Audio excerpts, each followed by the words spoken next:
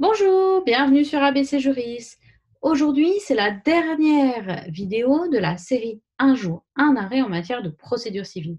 Je vous rappelle que dans cette série, tous les jours, je vous ai présenté une décision de justice rendue par la Cour de cassation intéressant la procédure civile, décision qui a été publiée sur le site internet de la Cour de cassation. Ces décisions, ces fiches d'arrêt que je vous ai présentées vont être disponibles dans quelques jours sous forme de e-book qui sera au prix de 1,99 €. Je voulais que le prix couvre les frais, mais que ce ne soit pas non plus un prix qui soit rédhibitoire. Pour ceux qui voudraient avoir l'e-book avant sa publication, je vous invite à me contacter par le biais de mon adresse email professionnelle fanny@abctemis.com. fanny@abctemis.com. C'est mon adresse professionnelle de la société de traduction juridique. Je remercie tous ceux qui se sont abonnés, ceux qui ont suivi cette série, ceux qui ont aimé les vidéos, qui ont commenté, qui ont partagé. Et je vous présente enfin la dernière décision. Cette dernière décision est originale à plus d'un titre. Tout d'abord parce qu'il s'agit d'une décision de la Chambre commerciale, mais également puisqu'il s'agit d'une décision dans laquelle la Cour de cassation constate la déchéance du pourvoi. Alors, je vais vous partager immédiatement la décision. Voici. Que se passait-il en l'espèce? Donc, en l'espèce, nous avions le président du tribunal de commerce de Nanterre qui avait rendu une ordonnance le 25 avril 2017 condamnant une partie au paiement de 3 000 € au titre de la liquidation d'une astreinte. Cette personne avait régulièrement formé en son nom personnel un pourvoi en cassation contre l'ordonnance.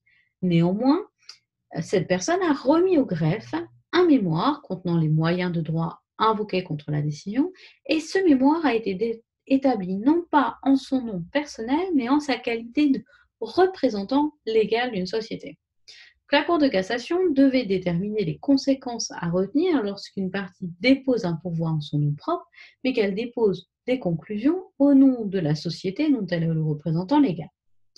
Au visa de l'article 978 du Code de procédure civile, la Cour de cassation énonce, je cite, qu'il résulte des articles L611-2, R611-13, R611-14 et R611-16 du Code de commerce que lorsque le président du tribunal de commerce, ayant enjoint sous astreinte au représentant légal d'une personne morale de déposer les comptes annuels, constate le défaut d'exécution et liquide l'astreinte, le représentant légal est condamné à titre personnel.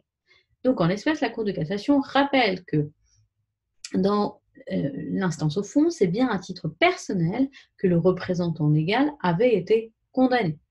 Il aurait donc dû déposer le mémoire avec ses conclusions en son nom propre et non au nom de la société, tout comme il l'avait fait d'ailleurs pour le pourvoi qui avait été déposé en son nom propre.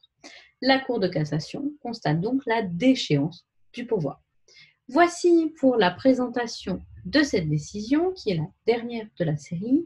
Je continue à vous inviter à vous abonner à ma chaîne, notamment pour tous ceux qui passent l'examen du CRFPA, puisque suite à cette série, d'autres séries vont venir, notamment après vos écrits, je vous proposerai des vidéos pour compléter celle de l'année dernière pour préparer l'oral d'anglais du CRFPA.